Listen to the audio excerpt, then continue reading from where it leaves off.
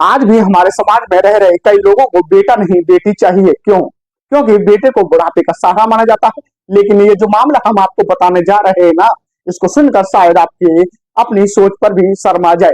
जिस माँ ने अपने कई बेटों को पाल पोस कर बड़ा किया, उन्हीं बेटों ने माँ को बुढ़ापे में घर से निकाल दिया। माँ पिता मजबूरन वृद्धाश्रम में रहने लगे। लेकिन जब माँ की मौत हो गई तो बेटों ने सबको घर पर लाने से इनकार कर दिया।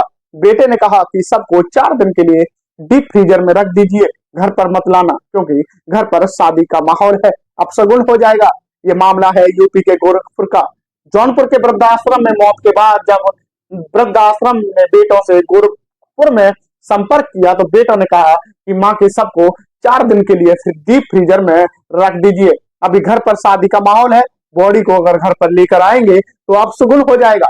शादी के बाद माँ के सबको ले जाऊंगा। अब आप सोचिए इन बेटों की क्या मानसिकता है, क्या सोच है।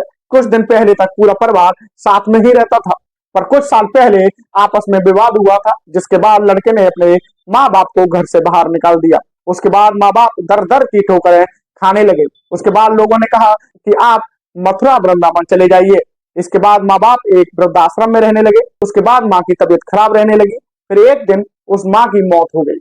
जब मौत की खबर बेटों को दी गई तो बेटों ने कहा कि बॉडी को घर पर मत लाइए, अब सगुन हो जाएगा। इन्हीं जैसे बेटों के लिए आज का समाज परेशान है। अगर बेटी पैदा हो जाए तो रोने लगते हैं, और अगर बेटा पैदा हो जाए तो मिठाइयां बांटते हैं, क्योंकि बेटे को बुढ़ापे का सहारा माना जाता है। लेकिन यही बेटे माँ बाप के साथ कैसा व्यवहार कर रहे हैं, इसी का ये जीता जागता एक उदाहरण है।